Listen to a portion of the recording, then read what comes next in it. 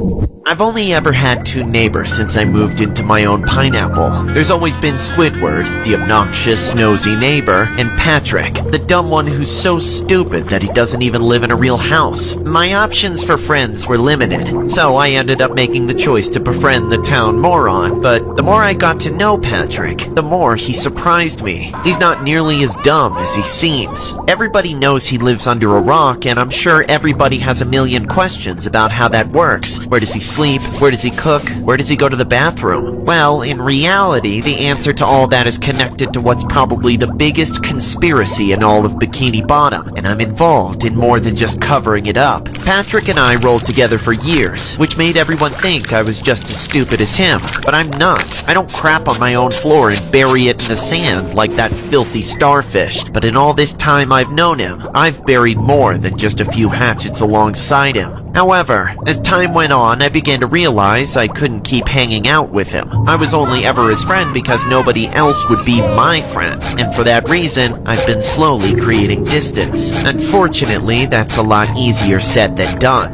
Recently, Patrick's been catching on to my game, and it's been upsetting him. Just the other night, I was deep asleep in bed when I was woken up by someone banging on my door. It was Patrick, of course, and he was willing to wake up all of Bikini Bottom just to get to me. SpongeBob, buddy! Come on! Wake up! Let's do this! I tried to wait a few minutes to see if he would give up and go away, but that only worked the first few times, not this time. I know you're awake, SpongeBob! Don't leave me hanging! I know you can hear me! I'm not leaving without you! I knew at that point that he would never leave unless I went down there to talk to him, so I dragged myself out of bed and shuffled downstairs to the front door. When I opened it, I was taken aback by the look on Patrick's face. He was holding a jellyfish net, and when he comes to my door in the middle of the night with one of those, I know what it means. Hey, SpongeBob! Wanna go jellyfishing?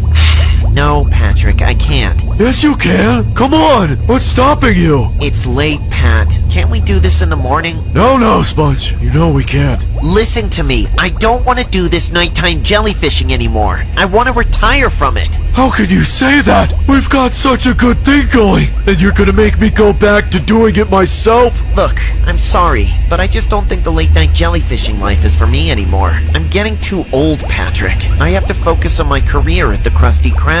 Liar! You know you could quit that crummy job in a heartbeat if you just went to work with me. You're choosing to abandon the best opportunity you'll ever have. Why? Because it's wrong, Patrick. It's evil. You are evil. I see. It wasn't wrong when we were doing it together, but now that you don't want to be friends with me anymore, all of a sudden it's evil. I can't believe you, SpongeBob. You better believe it, Patrick. So these are your true colors, huh, buddy? You're a traitor. I'm not betraying you. I'm just moving on. You can't move on.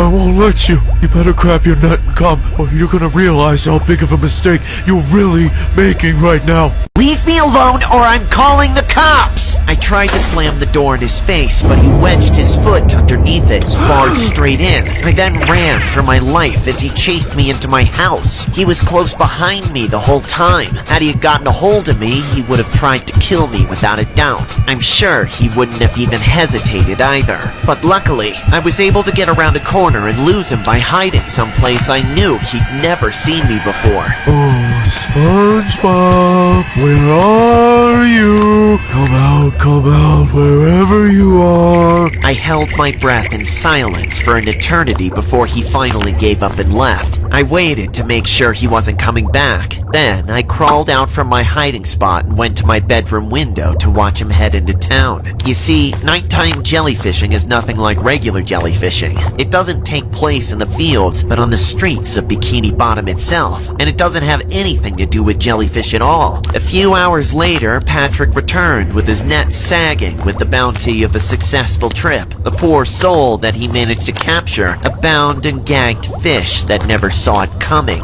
Patrick Patrick lifted up his rock, looked around one last time, then disappeared beneath it with his newest toy in tow. Nobody on the ocean floor but me and Patrick knows what lies below his rock. Most people think he lives in a barren, dirty hole in the ground, but in reality, that's just the facade for something far greater. With the flip of a switch, he can reveal a hidden tube from the floor, drop his victim inside, watch them get sucked underground, then flip the switch again and make the whole thing disappear. As for the destination of that tube, well, I've only seen it a few times, but you'd be utterly shocked to find out just how many sea creatures live underground as Patrick's captives. It's almost an entire city where all the citizens are subservient to him, giving him everything he wants, even if it's their own flesh for him to snack on. Admittedly, I've added to the population myself, and of course taken part in the spoils as well, but I eventually came to realize the depth of the evil I was committing, and now all I want to do is forget that I ever contributed to something so awful.